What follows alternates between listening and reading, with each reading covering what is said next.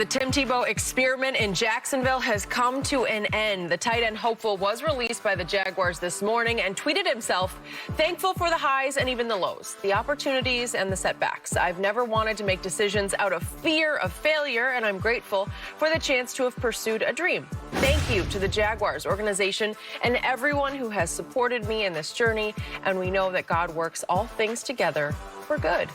Shannon, what is your reaction to the news? Skip, I'm not surprised. I think Urban Meyer saved his credibility by doing this. And I said I was going to be shocked if come Tuesday he wasn't released, given what he had put on tape. You're asking an awful lot of a guy that's 34 years of age that hadn't played football. Skip, if he's coming back to play the position that he had played, I said, okay, it's going to be a long shot. But to come back and try to an entirely different position, one that he's never, ever played, and try to make it in the NFL. Skip, that's the one thing we know. Like in college, sometimes you can give a guy give a guy a scholarship, and he might not ever contribute, and that's okay. But because you only get 46 guys on game day, the spots are too valuable for you to have a guy when he can add no value, play no contribution. And when he didn't play special teams, that's the telltale, Skip. If a guy's not a starter and he plays no special teams, there's a greater chance that he's going to be released, because you got to bring some value. They're not keeping the third string tight end that can't play special teams. They're not keeping the third string running back or a fifth wide receiver if he can't make any contributions on special teams. I was shocked that Tim Tebow on Saturday night played no special teams, not punt return, not kick return. Skip, I'm not saying he's going to be the returner, but I'm saying he could have been on the front line. So I was surprised when he wasn't doing that. I was like, this is not a good sign. And then when they saw that, I don't know, Urban would have lost all credibility. They talked about it on every show. Everybody was talking about it. Everybody was tweeting about it. It was trending. And so I think in order for Urban to save some credibility and maintain his voice in that locker room, this was the decision that had to be made. And Jacksonville, I just hate that somebody missed the opportunity, because Urban gave a friend, a former player of his, an opportunity that I don't believe he deserved. Someone else deserved that opportunity, but they didn't get it. Yet I will remind you, you have said every time we've ever discussed Tim Tebow, he will make the roster because of Urban Meyer. You said it yesterday. I did. Any other tight end would be cut, you said, off of the block that he missed that I didn't think he actually missed. I thought the other block that you showed, that was worse, because that was half-hearted to me, and that was, I'm lost. I'm not sure where to turn my head. Should I go into the second level and get the linebacker, or should I, and he just sort of half-heartedly touch the defensive end. Okay, so I get that second block, and yet you were on record from the start that Urban Meyer will make sure he's on the roster. So I want to say I am shocked over this, and that I was wrong about this, because I thought from the start Urban would have a special under wraps package for him, that he would use him the way he did back to Tim's freshman year. I know it was a long time ago, and he's now 34 years of age, and that would be back when he was 19 years of age. With Chris Leak as the starting quarterback, Tim was in a package of jump passes and wildcat packages where he would run with the ball on goal line or short yardage. And he scored a lot of touchdowns as a freshman, and he made a lot of first downs as a freshman.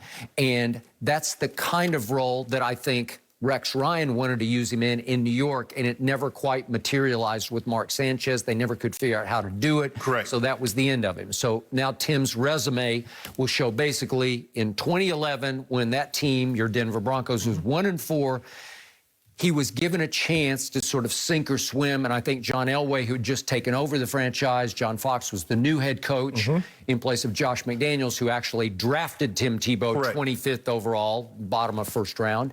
At 1-4 that next year, after Josh had been fired, Josh got himself fired over what happened in London. Well, Josh got fired in 2010. But I'm saying this year before. John Fox took over in 2011, Okay, so this is 2011, and they go 1-4 with Kyle Orton as the starting quarterback. And as they're heading to Miami, I believe Elway and Fox sat back and said, let's just get this over with. Let's throw him out there and give the fans who are screaming for Tebow what they want. Every time. Okay? And they went to Miami, and they pulled it out. He did not play very well until later in the game, late in regulation and overtime. they pulled it out and won the game with the late field goal in overtime. And then here we went. And you know what happened. They got on a roll. They led the league in rushing thanks to Willis McGahee and Tebow's ball handling. And they ran what Tebow ran in college. They did a really nice job of switching in midstream. And here they went, and he almost made the Pro Bowl that year, but they won the division. And then they beat Ben Roethlisberger, Mike Tomlin in a playoff game. He threw the pass to Demaryius Thomas, and that's it. That's going to be his resume, because then they went to New England for their second playoff game and got wiped off the face of the earth by the Patriots. It was a big Aaron Hernandez game. That was where they used Aaron Hernandez as the H-back. They sort of Tebow with him. He lined up next to Brady much of the night. And they're handing him the ball and flipping him the ball, and he ran them off the field. You remember. And Tebow got the you-know-what kicked out of him in that game. So that's going to be his resume now in pro football. So this year, I thought that there's no way, and you echoed this, that Urban would even bring him to camp and humiliate him or put him in a position to be humiliated unless he had already decided, I'm going to save a spot for him to be a designated scorer or first down getter in a package. Why not just go ahead and use him in the role that you envisioned that Urban was going to use him as? Why put him in a tight end situation? Because that was crazy. I said from the start, there is no way. It's not his skill set. He's never caught the ball under pressure in a game. He's never had to block for anybody. And he's never had to block. So you're asking him to do two things he had never done as a football player. And obviously, he was a great college football player, but he never did any of this.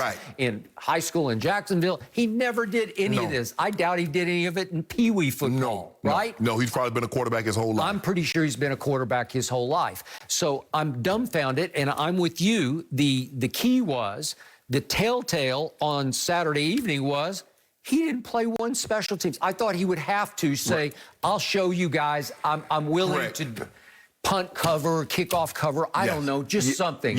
I'll block on field goals and extra points. I don't know. Don't you have to do something? He had 16 snaps with 0 special teams, not a good sign.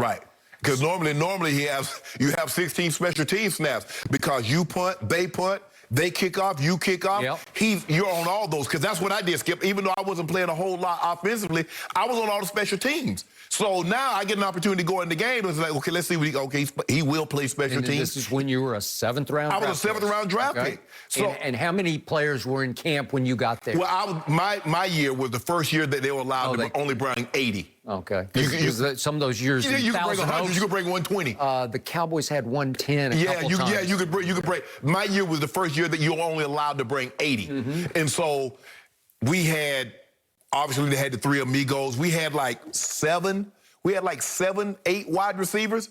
But I was really the only one that could play all the special teams. Vernon Turner, who we came in together, he was a return guy, so he could play the punt return, kick return.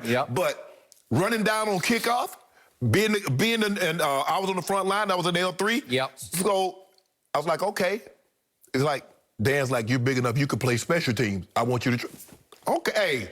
I'm trying to Skip, whatever if the head coach comes to you and says, look, I want you to try special teams. Play no special. I didn't play special teams since high school. And I was the long snapper. That was the only special teams that I played.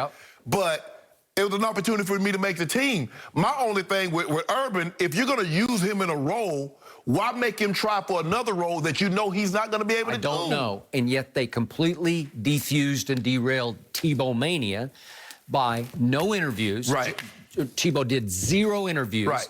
And they kept him down, tied for 4th on the depth chart with 2 other guys. So there are 3 guys ahead of him, and then there are 3 guys listed as 4th on the depth chart. So no, it never escalated. It never took off. But I'm going to assume that the one route that looked like was called for him, or at least he had a chance to be the receiver, and you pointed out as we looked at it yesterday, somebody ran somebody broke off their route the wrong direction, and Tebow sat down where he shouldn't have sat down. Something happened where Urban sat back and said, well, he can't even figure out how to adjust his route, right? Yes. And I will say this about Tim Tebow, and I know what he is as a quarterback. He was never a cerebral quarterback. Right. He's never a reader of the defense. Right. He's as instinctive as a running back is, right? Yeah. He's very good riding the side. He can do that. Right. It's actually a gift of his. He's a good ball handler, and he can hold on, and either pull it or give it, depending on what the defensive end does. Right. So he's great at that, but as far as reading, seeing, progressions, 1, 2, 3, that's not what he does. And it didn't translate into tight end.